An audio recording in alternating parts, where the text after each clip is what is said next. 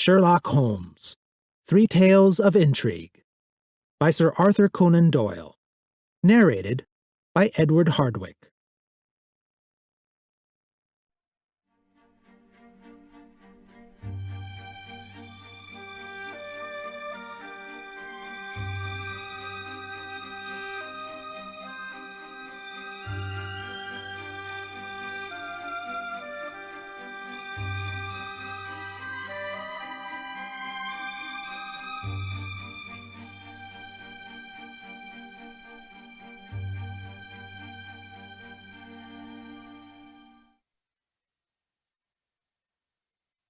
The Crooked Man.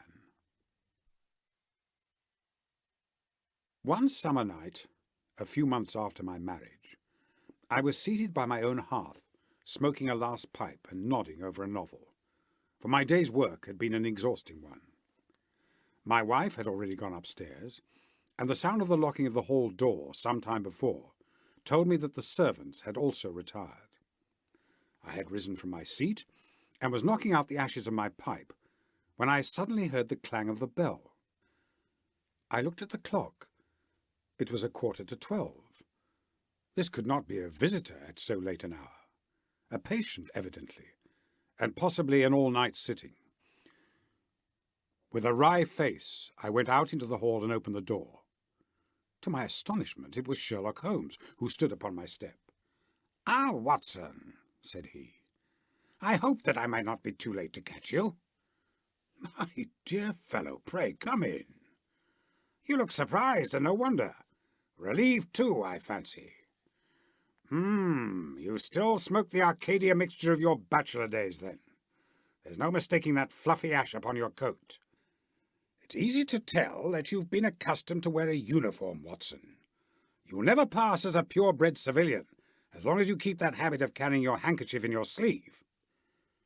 Could you put me up tonight?" "With pleasure. You told me that you had bachelor quarters for one, and I see that you have no gentleman visitor at present. Your hat stand proclaims as much.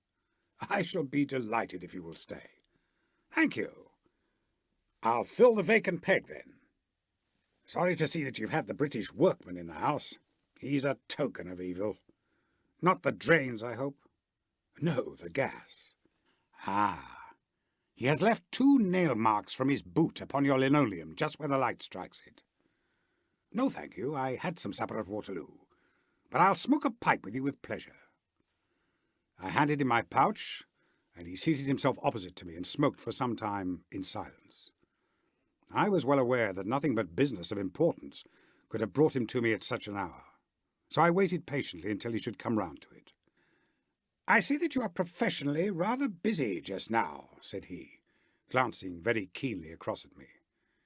"Yes, I've had a busy day," I answered. "It may seem very foolish in your eyes," I added, "but really, I don't know how you deduced it." Holmes chuckled to himself. "I have the advantage of knowing your habits, my dear Watson," said he. "When your round is a short one, you walk, and when it is a long one, you use a hansom. As I perceive that your boots, although used, are by no means dirty, I cannot doubt that you are at present busy enough to justify the hansom." "Excellent!" I cried.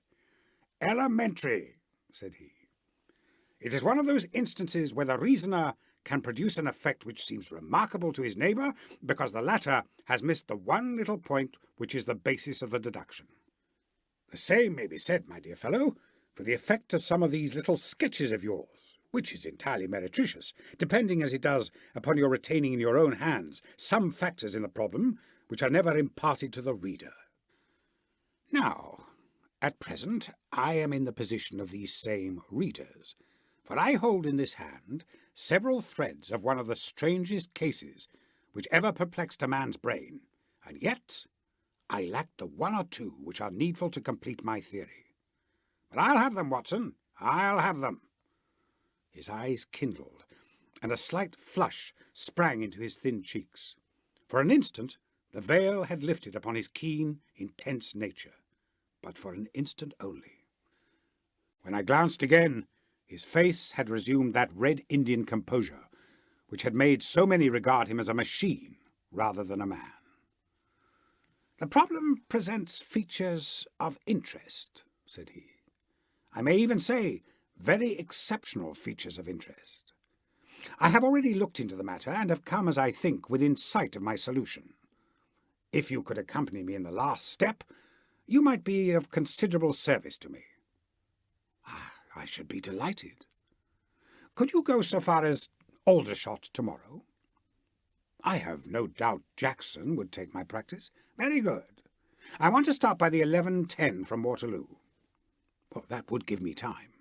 "Then, if you are not too sleepy, I will give you a sketch of what has happened and what remains to be done." "I was sleepy before you came. I am quite wakeful now." "I will compress the story as far as may be done without omitting anything vital to the case. It is conceivable that you may even have read some account of the matter. It is the supposed murder of Colonel Barkley of the Royal Mallows at Aldershot which I am investigating." "I have heard nothing of it." "It has not excited much attention yet, except locally. The facts are only 2 days old. Briefly, they are these. The Royal Mallows is, as you know, one of the most famous Irish regiments in the British Army. It did wonders both in the Crimea and the Mutiny, and has since that time distinguished itself upon every possible occasion. It was commanded up to Monday night by James Barkley, a gallant veteran who started as a full private, was raised to commission rank for his bravery at the time of the Mutiny, and so lived to command the regiment in which he had once carried a musket. Colonel Barkley had married at the time when he was a sergeant, and his wife, whose maiden name was Miss Nancy Devoy, was the daughter of a former colour sergeant in the same corps. There was, therefore, as can be imagined, some little social friction when the young couple, for they were still young, found themselves in their new surroundings. They appear, however, to have quickly adapted themselves, and Mrs. Barkley has always, I understand, been as popular with the ladies of the regiment as her husband was with his brother officers. I may add that she was a woman of great beauty, and that even now, when she has been married for upwards of 30 years, she is still of a striking appearance. Colonel Barkley's family life appears to have been a uniformly happy one. Major Murphy, to whom I owe most of my facts, assures me that he has never heard of any misunderstanding between the pair. On the whole, he thinks that Barkley's devotion to his wife was greater than his wife's to Barkley. He was acutely uneasy if he were absent from her for a day. She, on the other hand, though devoted and faithful, was less obtrusively affectionate. But they were regarded in the regiment as the very model of a middle-aged couple. There was absolutely nothing in their mutual relations to prepare people for the tragedy which was to follow. Colonel Barkley himself seems to have had some singular traits in his character. He was a dashing, jovial old soldier in his usual mood, but there were occasions on which he seemed to show himself capable of considerable violence and vindictiveness. This side of his nature, however, appears never to have been turned towards his wife. Another fact which had struck Major Murphy, and 3 out of 5 of the other officers with whom I conversed, was the singular sort of depression which came upon him at times. As the Major expressed it, the smile had often been struck from his mouth, as if by some invisible hand, when he has been joining in the gaieties and chaff of the mess table. For days on end, when the mood was on him, he had been sunk in the deepest gloom. This, and a certain tinge of superstition, were the only unusual traits in his character which his brother officers had observed. The latter peculiarity took the form of a dislike of being left alone, especially after dark. This puerile feature, in a nature which was conspicuously manly, had often given rise to comment and conjecture. The 1st Battalion of the Royal Mallows, which is the old 117th, has been stationed at Aldershot for some years. The married officers live out of barracks, and the colonel has, during all this time, occupied a villa called Lachine, about half a mile from the North Camp. The house stands in its own grounds, but the west side of it is not more than 30 yards from the high road. A coachman and 2 maids form the staff of servants. These, with their master and mistress, were the sole occupants of Lachine, for the Barkleys had no children, nor was it usual for them to have resident visitors. Now for the events at Lachine between 9 and 10 on the evening of last Monday. Mrs. Barkley was, it appears, a member of the Roman Catholic Church, and had interested herself very much in the establishment of the Guild of St. George, which was formed in connection with the Watt Street Chapel, for the purpose of supplying the poor with cast-off clothing. A meeting of the Guild had been held that evening at 8, and Mrs. Barkley had hurried over her dinner in order to be present at it. When leaving the house, she was heard by the coachman to make some commonplace remark to her husband, and to assure him that she would be back before long. She then called for Miss Morrison, a young lady who lives in the next villa, and the two went off together to their meeting. It lasted 40 minutes, and at 9:15, Mrs. Barkley returned home, having left Miss Morrison at her door as she passed. There is a room which is used as a morning room at Lachine. This faces the road, and opens by a large glass folding door onto the lawn. The lawn is 30 yards across, and is only divided from the highway by a low wall with an iron rail above it. It was into this room that Mrs. Barkley went upon her return. The blinds were not drawn, for the room was seldom used in the evening, but Mrs. Barkley herself lit the lamp, and then rang the bell, asking Jane Stewart, the housemaid, to bring her a cup of tea, which was quite contrary to her usual habits. The Colonel had been sitting in the dining-room, but hearing that his wife had returned, he joined her in the morning-room. The coachman saw him cross the hall and enter it. He was never seen again alive. The tea, which had been ordered, was brought up at the end of 10 minutes, but the maid, as she approached the door, was surprised to hear the voices of her master and mistress in furious altercation. She knocked without receiving any answer, and even turned the handle, but only to find that the door was locked from the inside. Naturally enough, she ran down to tell the cook, and the two women, with the coachman, came up into the hall and listened to the dispute which was still raging. They all agree that only two voices were to be heard, those of Barkley and his wife. Barkley's remarks were subdued and abrupt, so that none of them were audible to the listeners. The ladies, on the other hand, were most bitter, and when she raised her voice could be plainly heard. "You coward," she repeated over and over again. "What can be done now? Give me back my life. I will never so much as breathe the same air as you again. You coward, you coward." Those were scraps of her conversation, ending in a sudden, dreadful cry in the man's voice, with a crash and a piercing scream from the woman. Convinced that some tragedy had occurred, the coachman rushed to the door and strove to force it, while scream after scream issued from within.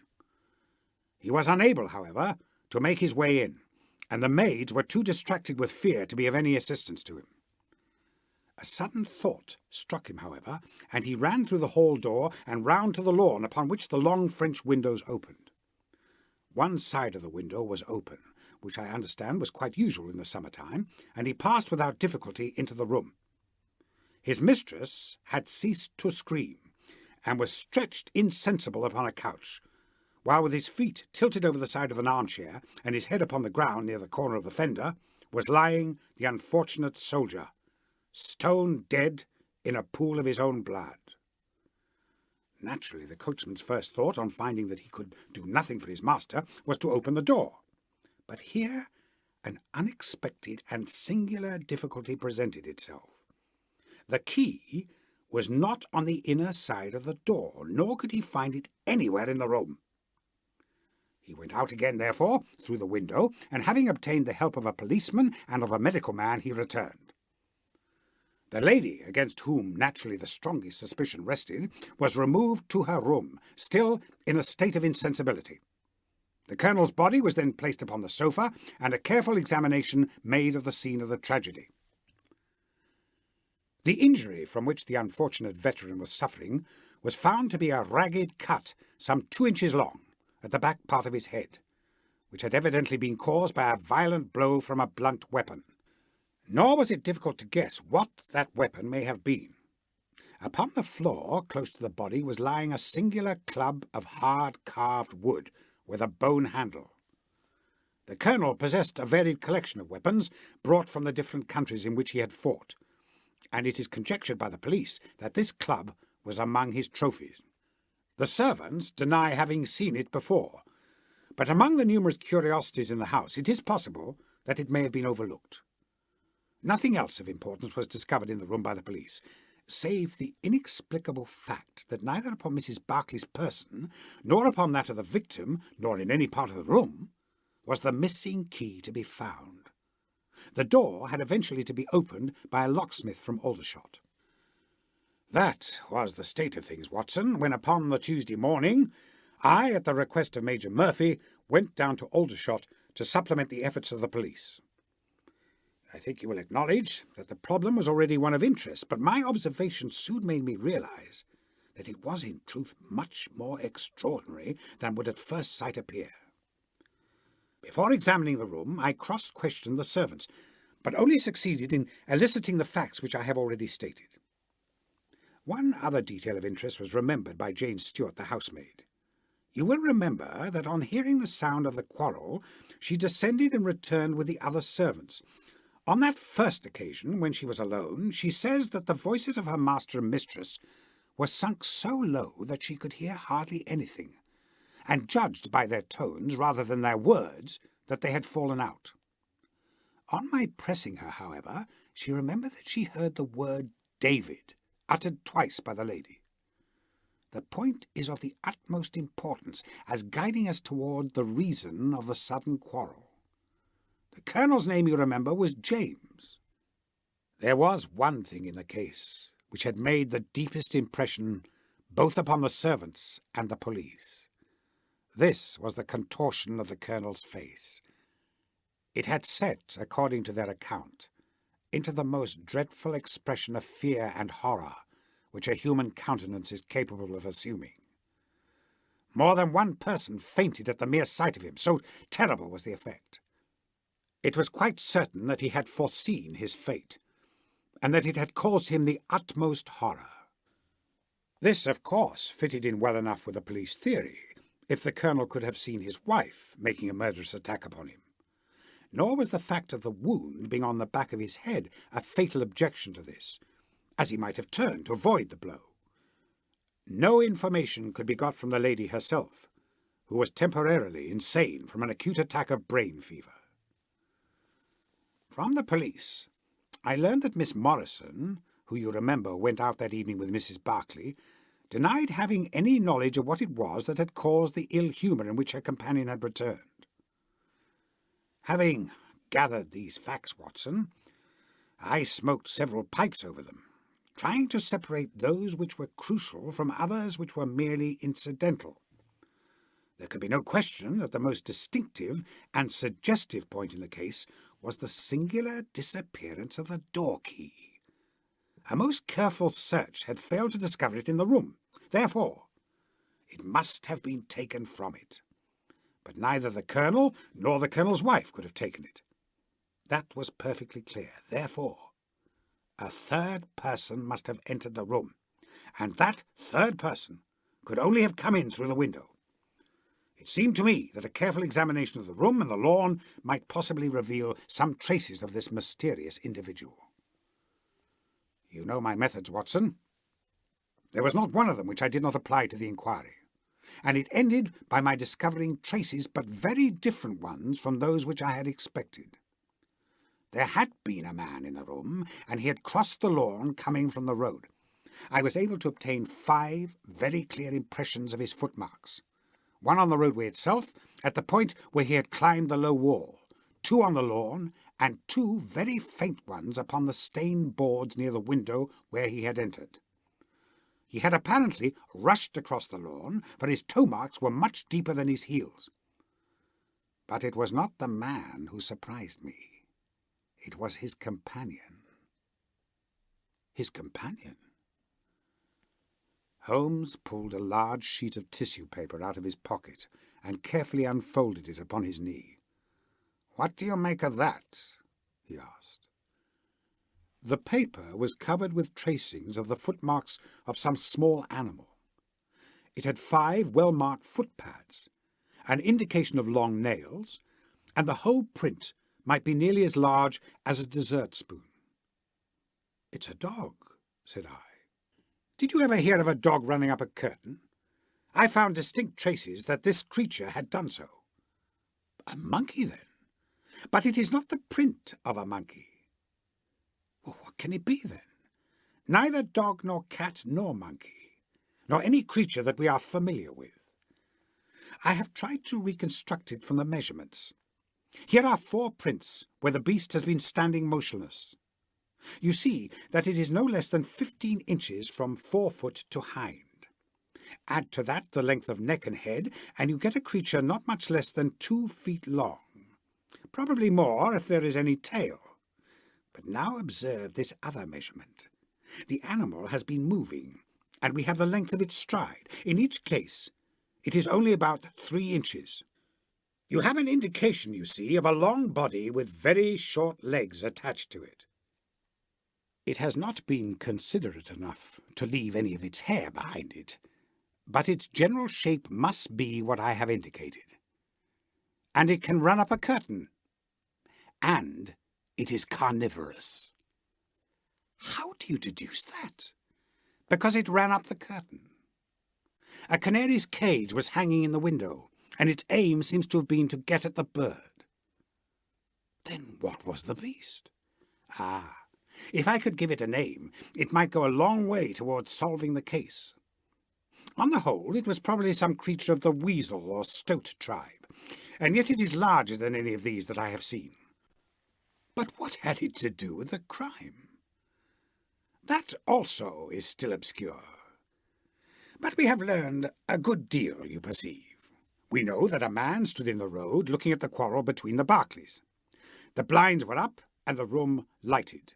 We know also that he ran across the lawn, entered the room, accompanied by a strange animal, and that he either struck the colonel, or, as it's equally possible, that the colonel fell down from sheer fright at the sight of him and cut his head on the corner of the fender. Finally, we have the curious fact that the intruder carried away the key with him when he left." "Your discoveries seem to have left the business more obscure than it was before," said I. "Quite so. They undoubtedly showed that the affair was much deeper than was at first conjectured. I thought the matter over, and I came to the conclusion that I must approach the case from another aspect. But really, Watson, I'm keeping you up, and I might just as well tell you all this on our way to Aldershot tomorrow." "Oh, thank you. You've gone rather too far to stop." It was quite certain that when Mrs. Barkley left the house at 7:30, she was on good terms with her husband. She was never, as I think I have said, ostentatiously affectionate, but she was heard by the coachman chatting with the colonel in a friendly fashion. Now, it was equally certain that immediately on her return she had gone to the room in which she was least likely to see her husband, had flown to tea, as an agitated woman will, and finally, on his coming into her, had broken into violent recriminations. Therefore, something had occurred between 7:30 and 9 o'clock which had completely altered her feelings towards him. But Miss Morrison had been with her during the whole of that hour and a half.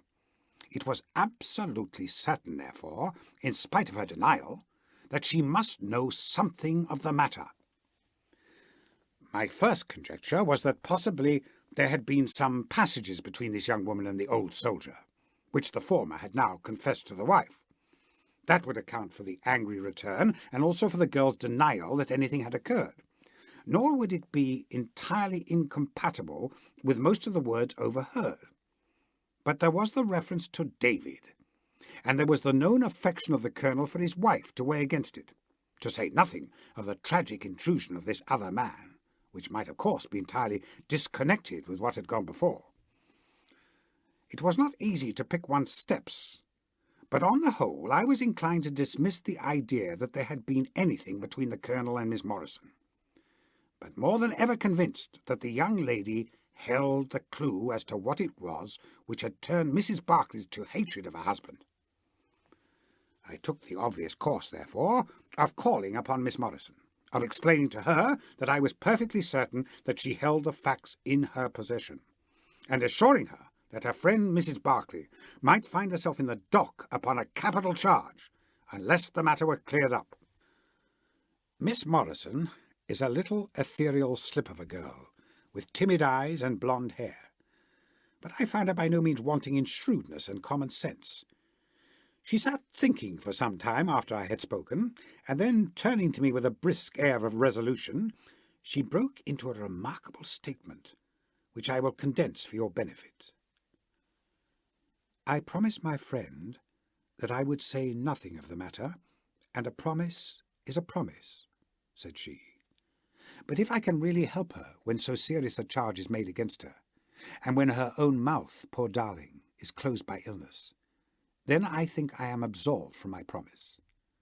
I will tell you exactly what happened on Monday evening. We were returning from the Watt Street mission about 9:15.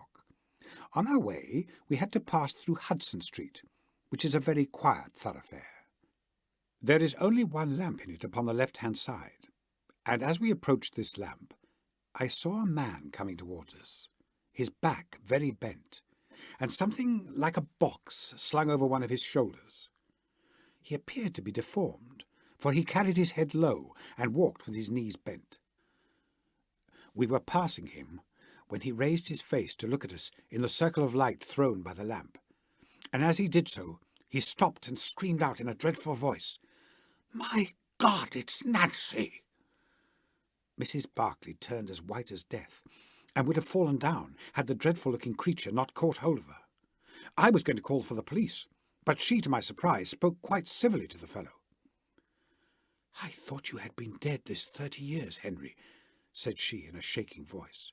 "So I have," said he, and it was awful to hear the tones that he said it in. He had a very dark, fearsome face, and a gleam in his eyes that comes back to me in my dreams. His hair and whiskers were shot with grey, and his face was all crinkled and puckered like a withered apple. "Just walk on a little way, dear," said Mrs. Barkley. "I want to have a word with this man. There is nothing to be afraid of." She tried to speak boldly, but she was still deadly pale, and could hardly get her words out for the trembling of her lips. I did as she asked me, and they talked together for a few minutes. Then she came down the street with her eyes blazing, and I saw the crippled wretch standing by the lamp-post and shaking his clenched fists in the air, as if he were mad with rage. She never said a word until we were at the door here, when she took me by the hand and begged me to tell no one what had happened. "It is an old acquaintance of mine, who has come down in the world," said she. When I promised her that I would say nothing, she kissed me, and I have never seen her since. I have told you now the whole truth, and if I withheld it from the police, it is because I did not realize then the danger in which my dear friend stood. I know that it can only be to her advantage that everything should be known. There was her statement, Watson, and to me, as you can imagine, it was like a light on a dark night. Everything which had been disconnected before began at once to assume its true place, and I had a shadowy presentiment of the whole sequence of events. My next step, obviously, was to find the man who had produced such a remarkable impression upon Mrs. Barkley. If he were still in Aldershot, it should not be a very difficult matter. There are not such a very great number of civilians, and a deformed man was sure to have attracted attention. I spent a day in the search, and by evening, this very evening, Watson, I had run him down. The man's name is Henry Wood, and he lives in lodgings in the same street in which the ladies met him. He has only been 5 days in the place. In the character of a registration agent, I had a most interesting gossip with his landlady. The man is, by trade, a conjurer and performer, going around the canteens after nightfall and giving a little entertainment at each. He carries some creature about with him in his box, about which the landlady seemed to be in considerable trepidation, for she had never seen an animal like it. He uses it in some of his tricks, according to her account. So much the woman was able to tell me, and also that it was a wonder the man lived, seeing how twisted he was, and that he spoke in a strange tongue sometimes, and that for the last 2 nights she had heard him groaning and weeping in his bedroom. He was all right as far as money went, but in his deposit he had given her what looked like a bad florin. She showed it to me, Watson, and it was an Indian rupee. So now, my dear fellow, you see exactly how we stand, and why it is I want you. It is perfectly plain that after the ladies parted from this man, he followed them at a distance, that he saw the quarrel between husband and wife through the window, and that he rushed in, and that the creature which he carried in his box got loose. That is all very certain. But he is the only person in this world who can tell us exactly what happened in that room. And you intend to ask him? Most certainly, but in the presence of a witness. And I am the witness. If you will be so good. If he can clear the matter up, well and good. If he refuses, we have no alternative but to apply for a warrant. But how do you know he will be there when we return? You may be sure that I took some precautions. I have one of my Baker Street boys mounting guard over him, who would stick to him like a burr, go where he might. We shall find him in Hudson Street tomorrow, Watson. And meanwhile, I should be the criminal myself if I kept you out of your bed any longer. It was midday when we found ourselves at the scene of the tragedy, and under my companion's guidance, we made our way at once to Hudson Street. In spite of his capacity for concealing his emotions, I could easily see that Holmes was in a state of suppressed excitement, while I was myself tingling with that half-sporting, half-intellectual pleasure which I invariably experienced when I associated myself with him in his investigations. "This is the street," said he, as we turned into a short thoroughfare, lined with plain, two-storied brick houses. "Ah, here is Simpson to report." "He's in all right, Mr. Holmes," cried a small street Arab, running up to us. "Good, Simpson," said Holmes, patting him on the head. "Come along, Watson. This is the house." He sent in his card with a message that he had come on important business, and a moment later we were face to face with the man whom we had come to see. In spite of the warm weather, he was crouching over a fire, and the little room was like an oven. The man sat all twisted and huddled in his chair, in a way which gave an indescribable impression of deformity. But the face which he turned towards us, though worn and swarthy, must at some time have been remarkable for its beauty. He looked suspiciously at us now, out of yellow-shot, bilious eyes, and without speaking or rising, he waved towards two chairs. "Mr. Henry Wood, late of India, I believe," said Holmes, affably. "I've come over this little matter of Colonel Barkley's death." "What should I know about that?" "That's what I want to ascertain. You know, I suppose, that unless the matter is cleared up, Mrs. Barkley, who is an old friend of yours, will in all probability be tried for murder." The man gave a violent start. "I don't know who you are," he cried, "nor how you come to know what you do know, but will you swear that this is true that you tell me?" "Why, they're only waiting for her to come to her senses to arrest her." "My God! Are you in the police yourself?" "No." "What business is it of yours, then?" "It's every man's business to see justice done." "You can take my word that she is innocent." "Then you are guilty." "No, I am not."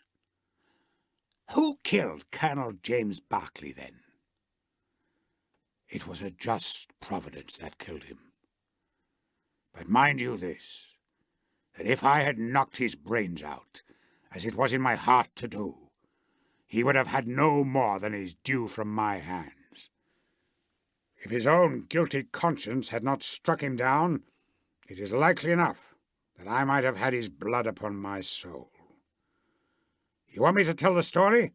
Well, I don't know why I shouldn't, for there's no cause for me to be ashamed of it.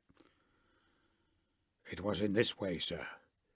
You see me now, with my back like a camel and my ribs all awry.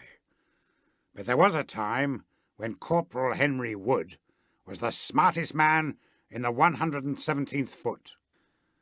We were in India then, in cantonments, at a place we'll call Bertie.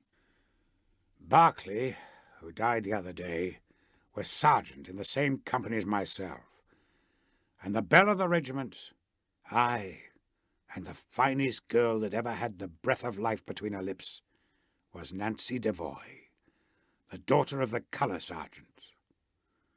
There were two men who loved her, and one whom she loved. And you'll smile when you look at this poor thing huddled before the fire, and hear me say that it was for my good looks that she loved me. Well, though I had her heart, her father was set upon her marrying Barkley. I was a harum-scarum, reckless lad, and he had had an education and was already marked for the sword belt. But the girl held true to me, and it seemed that I would have had her when the mutiny broke out and all hell was loose in the country. We were shut up in Bertie, the regiment of us, with half a battery of artillery, a company of Sikhs, and a lot of civilians and womenfolk. There were 10,000 rebels round us, and they were as keen as a set of terriers round a rat cage. About the second week of it, our water gave out, and it was a question whether we could communicate with General Neal's column, which was moving up country. It was our only chance, for we could not hope to fight our way out with all the women and children. So I volunteered to go out and warn General Neal of our danger. My offer was accepted, and I talked it over with Sergeant Barkley, who was supposed to know the ground better than any other man, and who drew up a route by which I might get through the rebel lines. At 10 o'clock the same night, I started off upon my journey. There were 1,000 lives to save, but it was of only one that I was thinking when I dropped over the wall that night. My way ran down a dried-up watercourse, which we hoped would screen me from the enemy sentries. But as I crept round the corner of it, I walked right into 6 of them, who were crouching down in the dark, waiting for me. In an instant, I was stunned with a blow and bound hand and foot. But the real blow was to my heart and not to my head. For as I came to and listened to as much as I could understand of their talk, I heard enough to tell me that my comrade, the very man who had arranged the way I was to take, had betrayed me by means of a native servant into the hands of the enemy. Well, there's no need for me to dwell on that part of it. You know now what James Barkley was capable of. Bertie was relieved by Neal next day, but the rebels took me away with them in their retreat, and it was many a long year before ever I saw a white face again. I was tortured and tried to get away, and was captured and tortured again. You can see for yourselves the state in which I was left. Some of them that fled into Nepal took me with them, and then afterwards I was up past Darjeeling. The hill folk up there murdered the rebels who had me, and I became their slave for a time until I escaped. But instead of going south, I had to go north until I found myself among the Afghans. There I wandered about for many a year, and at last came back to the Punjab, where I lived mostly among the natives, and picked up a living by the conjuring tricks that I had learned. What use was it for me, a wretched cripple, to go back to England, or to make myself known to my old comrades? Even my wish for revenge would not make me do that. I had rather that Nancy and my old pals should think of Harry Wood as having died with a straight back, than to see him living and crawling with a stick like a chimpanzee. They never doubted that I was dead, and I meant that they never should. I heard that Barkley had married Nancy, and that he was rapidly rising in the regiment, but even that did not make me speak. But when one gets old, one has a longing for home. For years I've been dreaming of the bright green fields and the hedges of England. At last I determined to see them before I died. I saved enough to bring me across, and then I came here where the soldiers are, for I know their ways and how to amuse them, and so earn enough to keep me. Your narrative is most interesting, said Sherlock Holmes. I have already heard of your meeting with Mrs. Barkley and your mutual recognition. You then, as I understand, followed her home and saw through the window an altercation between her husband and her, in which she doubtless cast his conduct to you in his teeth.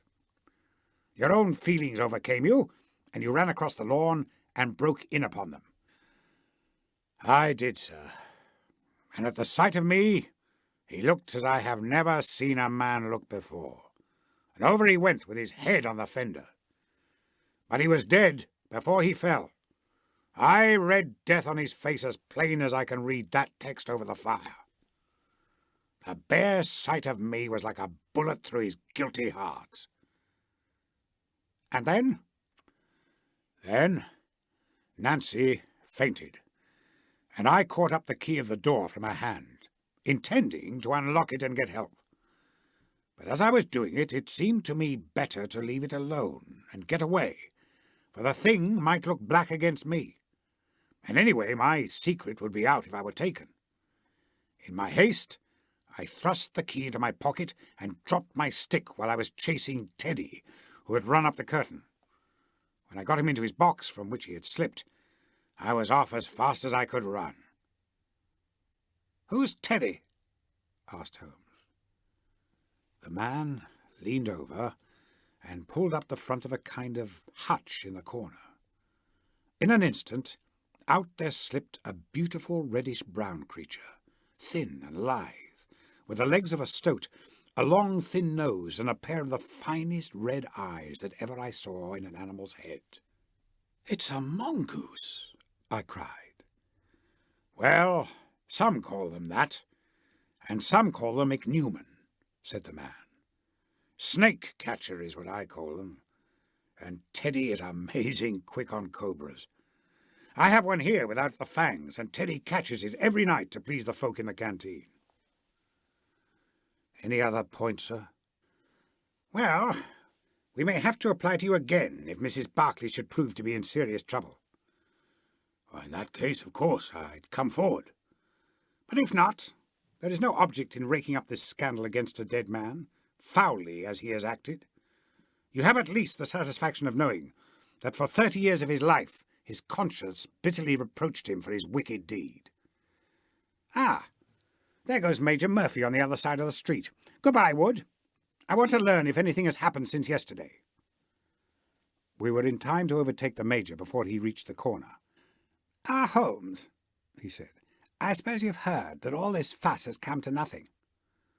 "What then?" The inquest is just over. The medical evidence showed conclusively that death was due to apoplexy. You see, it was quite a simple case after all."